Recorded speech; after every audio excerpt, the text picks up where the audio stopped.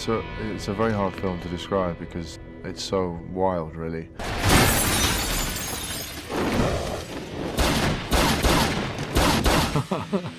What is this movie about?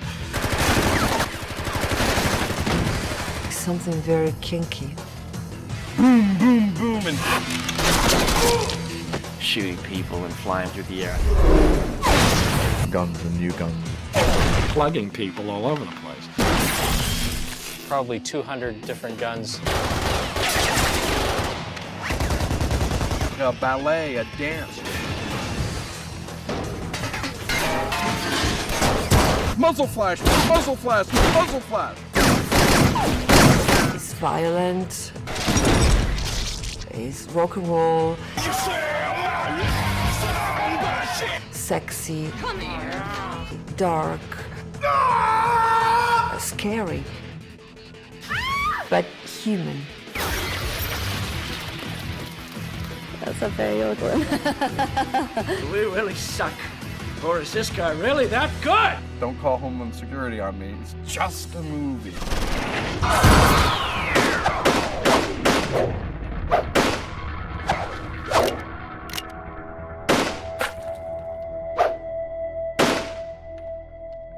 Well, the genesis of Shoot 'em Up really is seeing John Woo's Hard Boiled. There's a great sequence in there where Chow Yun-fat is in a hospital with a gun and a baby. And I love the idea of this hard-boiled guy stuck with the most innocent thing in the world, and I go, that's a great idea for a whole movie. I wrote the script about 7 years ago. I wrote it the year Columbine High happened, and the script was dead. They weren't gonna make movies like this for a while, so I sat on it for a while. Then I started making these low-budget indie movies. And while I was doing that, I just started goofing around on my Macintosh, and I ended up animating out all the action sequences. First for fun, then later on it became this sales tool. Hi, I'm the writer-director of Shoot 'em Up, Michael Davis. To sell New Line on making the film and letting me direct, I animated 15 minutes of the movie. Basically, all the action scenes, shot for shot. I put together a sample of my animated pitch to show here. I think it's kind of cool. I hope you do too.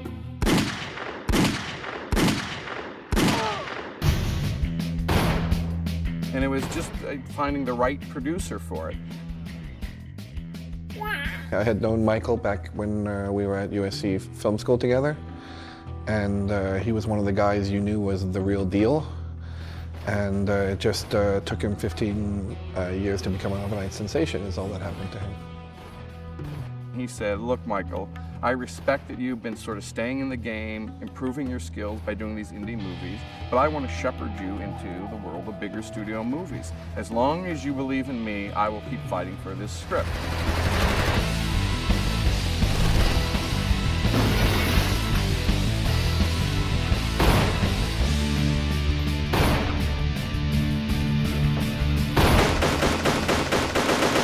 We didn't go out wide like a big spec.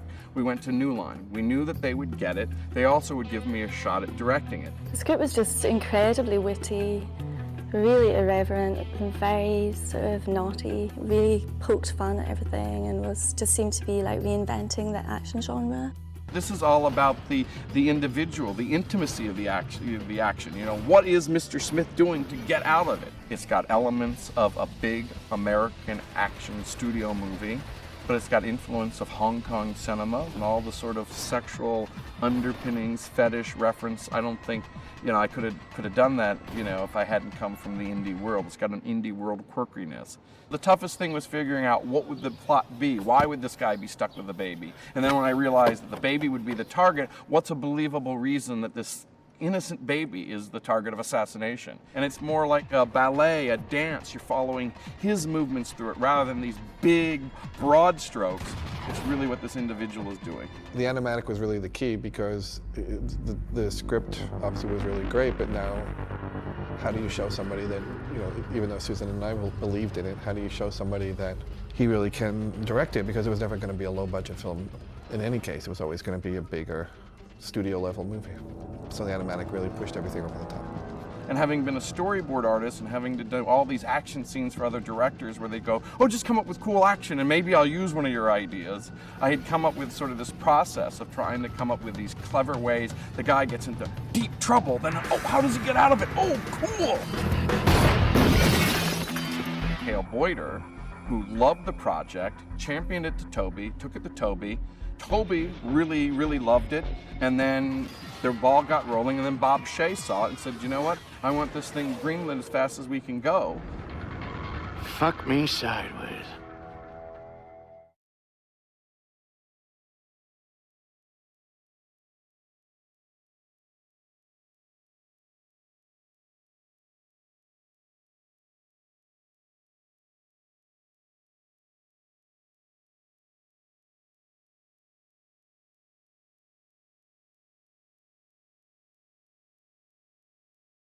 Oh man, the most exciting part of doing Shoot 'em Up, I guess getting Clive Owen to do my movie. The guy is a straight up action hero.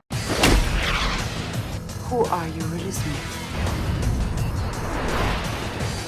I'm a British nanny.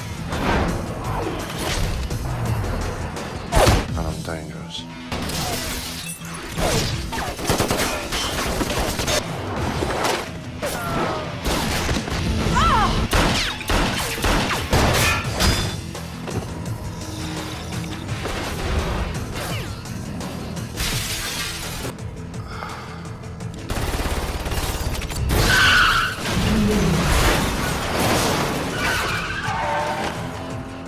I don't like to use the word cartoony when I'm talking about Shoot 'em Up. Everybody plays it as if it's real, hardcore, it's actually happening. I think when you say cartoony, it conjures up the feeling of like Dick Tracy or something like that. And then people don't get emotionally invested because it's cartoony. But I'm having the actors play it as if it's very, very real. And I think that's the great thing about Shoot 'em Up, is you're getting these A-list actors doing this outrageous action movie that a lot of, A-list actors, Academy Award nominees might not do, and they're having the time of their lives. Fucking hell. To be honest with you, I didn't think it was going to be something I was going to go for. I'd been told about it, I was pitched it, and I thought this doesn't sound like my thing, and I read it. And I called the agent straight away and said, this is wild. This is one of the freshest, most original things I've read in a long time. It was strange because it was when we went into the first meeting to talk about possible cast with New Line and with Michael, we were all unanimous thinking of Clive. I've been dreaming about, maybe having Clive Owen doing this since I wrote the script 7 years ago. When I saw him in Croupier, I go, man, this guy would be fantastic, but there is no way I'm gonna get Clive Owen to do Shoot 'em Up. He hasn't done that many movies, and obviously the concern is, can you actually pull it off? One action's very difficult to shoot. There's an incredible discipline to shoot an action. And also, you've got to hold the whole thing in your head all the time. And I met Michael, and I knew straight away that he could, because it takes a particular brain and a particular person to pull this off. Mr. Smith is the angriest man in the world. Fuck you, you fucking fuckers. He's a guy that verbalizes all the little things in life that make us angry. By sheer coincidence, Mr. Smith hates everything that Michael Davis hates. Whether you hear somebody who's an annoying sipper of coffee, he gets irritated at the guy who doesn't use his turn signal. Why are these assholes so lazy they can't move their finger one fucking measly inch to drive more He safely? hates people with ponytails. That ponytail doesn't make you look hip, young, or He cool. remains very mysterious, which is the kind of exciting thing about him. Hopefully the audience will identify with him because he's speaking out about the things that we always are bothered by but don't have a chance to say anything about. And this makes him very, very tough, but at the same time, it's also because he's very, very sensitive that he gets mad at all these things. And so it creates a great sense of humor for the character. He's sort of symbolic in a way. You put this character into these situations and watch him cope with them. He's a very original action hero. In the opening sequence, Smith delivers a baby in the middle of a gunfight, finds out that the baby is the target. The baby's mother has been killed and he needs some help. So he ends up going to see this woman, DQ, and she's a hooker who satisfies men with a lactation fetish. And she's the perfect one to help him with the baby because she can breastfeed the baby. And I like stories where every character sort of fit the world of the movie. They're the appropriate character. It doesn't surprise me that Oliver's into death metal. Look at his surrogate parents. She's totally free. She does dangerous, dark, dirty things in a playful way. Even though she's a hooker, she's a Plot track, the mystery track of what's going on, but then you also have this romantic track, this tension. Are these guys going to get together? We have a very tough relationship, but you can tell really that we're very fond of each other, and she's very nurturing towards the baby. and we make a very weird little family unit, really. Mrs. Smith is like a trash James Bond, and I'm like a strange James Bond girl. You can't take a little pleasure in anything, can you? You just hate everything. She's really the emotional center of the course. She's always honest, she's always saying what she's feeling, and she eventually gets Smith to sort of make a transformation a bit, to be a little bit more open, a little bit more caring. It's great to have the possibility to be a hooker and a Madonna at the same time. Scram, fellas. Give me a moment alone here with Cafe La Mama. There's a couple of bad guys in it, but I guess I play the guy who thinks of himself as the principal bad guy. He's an odd character. You don't really know a whole lot about him. You don't really know a whole lot about a lot of the people in it, which is kind of cool. Getting angry releases an enzyme, tryptophan hydroxylase, which can temporarily reduce the IQ. That's something I can't afford to do right now. The idea was to have a kind of non-traditional bad guy.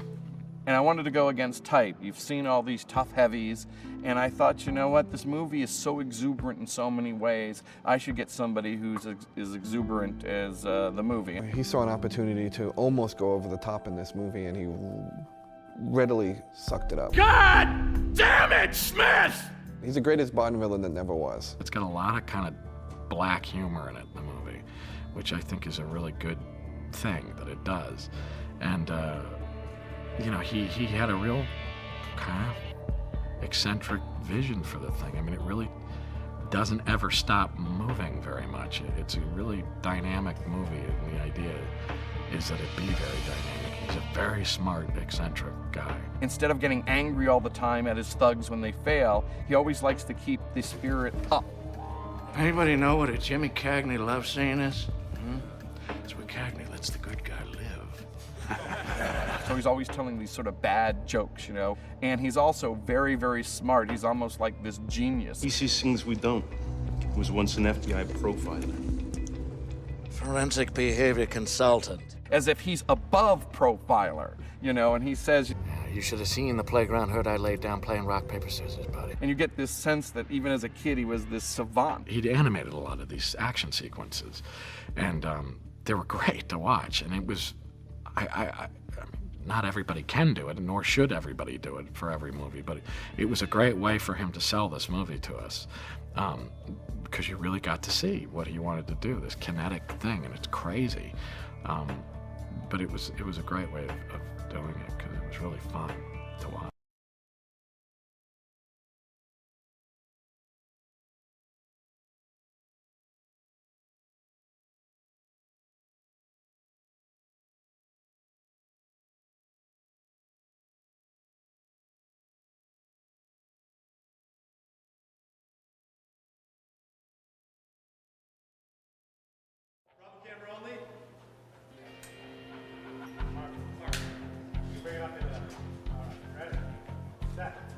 Ready, and action.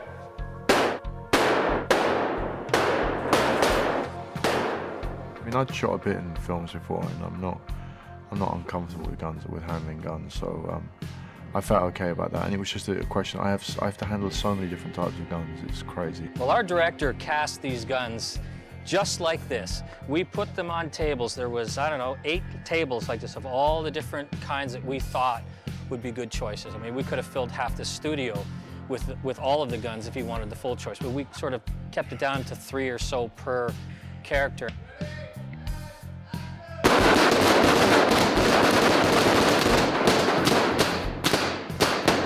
Hold it! Hold it!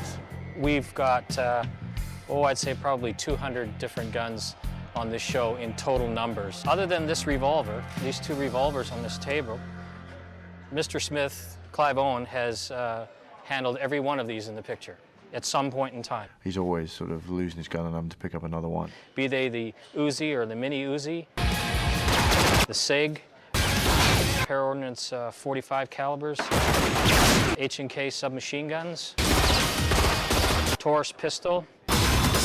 He actually carries in the movie no less than 17 different guns that he pulls off the various dead guys that he's killed. So one of the pistols I want to show you is this Glock 17 that was modified to look like a thumbprint technology gun. In Shoot 'em Up, I have a gun that has this thumbprint technology that prevents the gun from shooting unless it has the owner's thumbprint on it. And that's actually based on some technology that is coming. When you put your hand on the grip, this little screen lights up in a light blue color that when you put your thumb on it, there's a light here that is either red or green. And if it's not your thumb that's on there, this gun will not fire.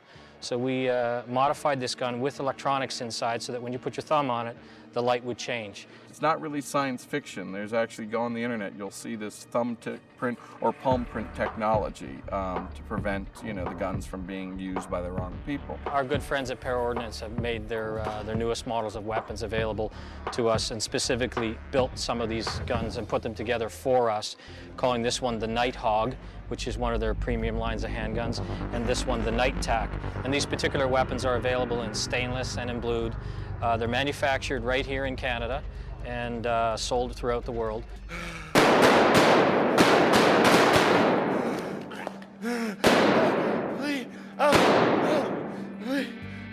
Quit squirming, you're ruining my shot.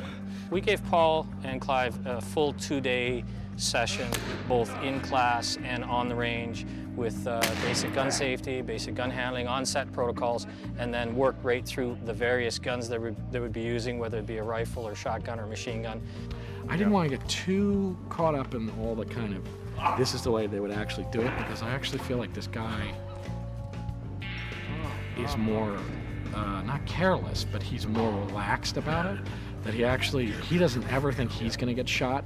So they were doing a lot of kind of, when you're out against the wall, you look around and hold the gun at this 45-degree angle. It's like, this guy just walks around the corner with the gun. He doesn't care. He doesn't think he's going to get hit. We can have Paul have a little bit more bravado, but maybe your body language after you stop firing is a little bit more protected, as is everybody else. But You know what I mean? And he doesn't, more he's crazy, and he almost wants him to hit him. Once we felt they were proficient in that, we moved them on to the full what you're actually going to be doing on the set. Well, as far as the handguns go, we don't modify the safety features of the guns. Like as far as a manufacturer has built-in safety features, like on this Para Ordnance pistol, we have the safety and we have the grip safety. We don't change those, but what we do is that we modify the original manufacturer's specifications of the gun and thread it and machine it to our specifications so that they fire strictly blanks only. And this gun would be perfectly useless to fire live ammunition out of. So it's modified strictly to fire blanks, and the type of blanks that we fire are a crimp nose. This particular one is a .45 caliber crimp nose blank. And as you can notice on the end of the blank, there's no bullet. The bullet is gone. It's just strictly a brass case filled with gunpowder and flash powder. So that's all the modifications we do. This particular gun is a gun by Para Ordnance, and it is what we call a light double action .45, where when you pull the trigger, the hammer goes back in the double action mode.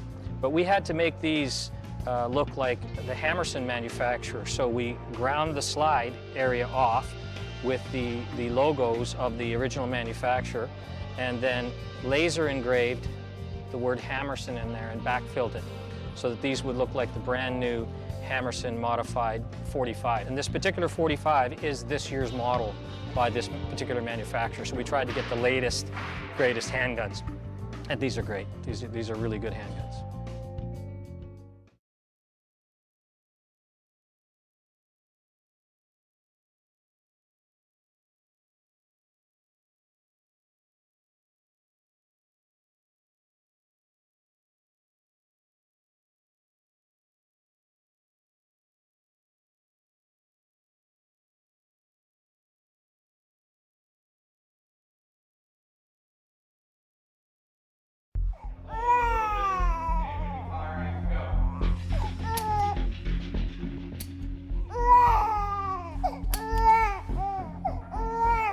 Very nice. You can only do so much with a real child, legally and aesthetically. What we had to do was create a baby, an artificial baby. The trick involved with this is when I started on the movie, the real child hadn't actually been born yet. I was approached by an agent when I was still 8.5 months pregnant, We belong to a multiples organization, and she approached me saying, your due date's about the right time for some newborns who are needed for a film, and it would be a great opportunity for them. So I said I'll consider everything, and got back to her once the twins were born. Luckily, I have a 3-year-old daughter. So I went back to my photo albums and pulled out pictures of her as a newborn, like 4 or 5 days old.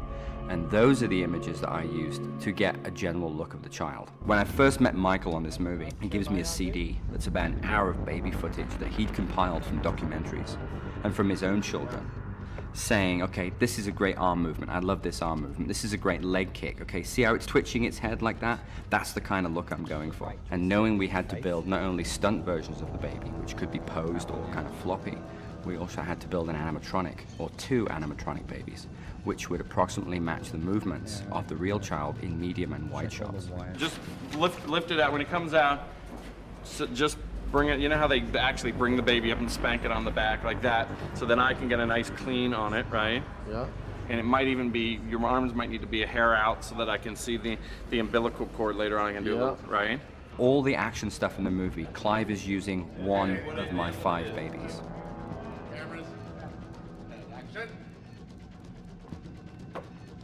2 animatronics and 3 stunt babies. We have a great visual effects team, Mr. X, who's doing all the face replacements on the child. Mr. X had me do marker points on the baby's skin, on my artificial baby.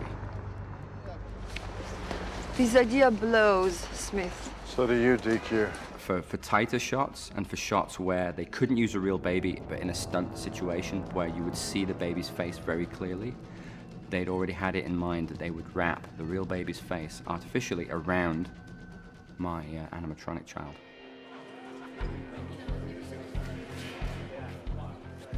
This is a stunt where Clive shoots out the windshield before there's a head-on collision, and he goes flying through from the BMW through the back of the van and kills all the bad guys. But it is really bothering me. You want to get rid of it? Please. Can we take the hood off? Fortunately, 2 things. The first is that the director wants the glass to be a breakaway glass, like a tempered glass, which windshields are not made of, so we're going to shoot that as an element, as a separate element with the special effects guys on a stage. I think you shoot the first one forward, and then the second one you're shooting out this other area, and then you go forward, 2 shots, bang, bang, and then you can withdraw the gun. The 2 shots forward, you don't want any movement, really, just almost... Because you know it's so, the distance.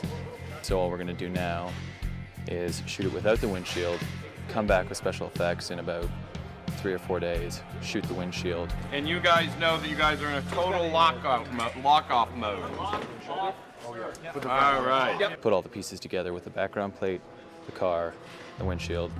There's our shot. You have the right angle and the right posture of the gun, but just maybe make it feel like it's a hair back. It feels like you would have been outside the windshield. Do it again. There's no way I was outside, but... Peter? Don't know more than that. I won't. I won't go past the wheel. Right. Okay. How about that? Yeah, good. Good. So I'll just go bang, bang. Right. Bang, bang.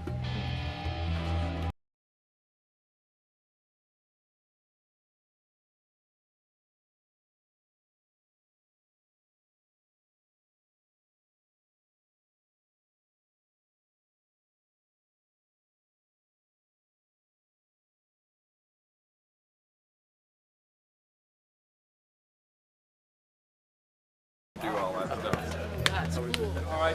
Okay, Tom, bring him up. We're here at Showline, stage 7K, with a giant green screen setup, and this is the big climax, the action climax of the movie. From the very get-go, Michael always wanted to be very close and very tight on everybody, getting the reactions, getting quick cuts, and doing it practically. Doing a practical skydive on this would never work. I mean, you got to be a really wide-angle lens. People are small in frame because it's just moving all over the place, so it just wouldn't work. So we opted to go fully digital on this. So everything you see in the entire skydive sequence has been fabricated. 3, 2, 1, action!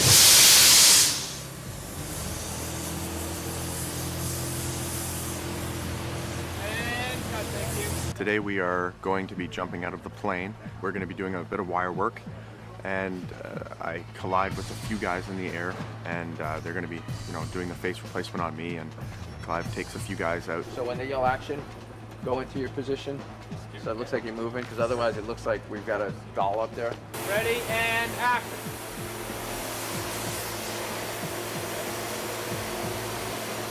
But yeah, we've been doing this for about 2 weeks so far, so. And wait, please.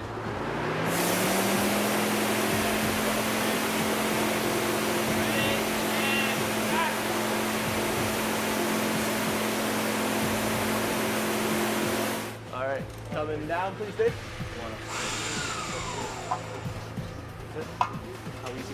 They hooked me up into a few points here with the aircraft cable, and the aircraft cable's hooked up to descenders that drop me and hooked up to other devices. Physically, we have to do all sorts of flips and drops and hold yourself into awkward positions in the air to make it look like we're falling through the sky. Ready and action.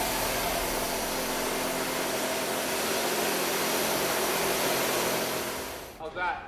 If you look around, we've got about 180 degrees of green screen, so we can move the camera wherever we want it. It's a little tricky getting all of our geography correct, and Peter Powell and David Harrington have done an amazing job of just shooting all these in such a way, positioning the sun to get us exactly what we need in order to make this. That's really good.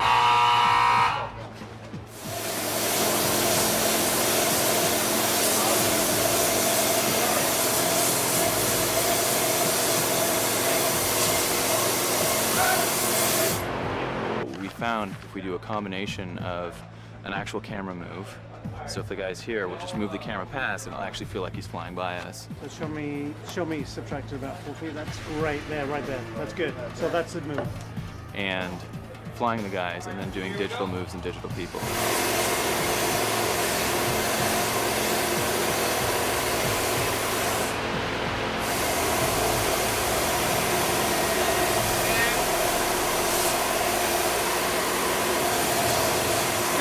A lot of these moves are absolutely impossible to do. Like, genuinely, like, full spinning, going down, zooming up, turning around, shooting people, like, it would be impossible to do. We're shooting this 10 days, 5 days main unit with Clive Owen and Greg Brick, and then 5 to 6 days on second unit with the stuntman.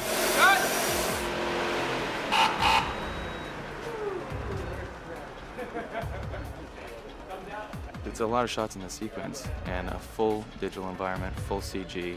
Every single shot that happens in this sequence, I think it's like 115, 120 shots, we're going to touch in some way. There's a lot of work that needs to be done, so Michael knows how he wants this to look. And that's another thing all these wires have got to go to. I think in the end, we're going to be about 6 or 7 months on this.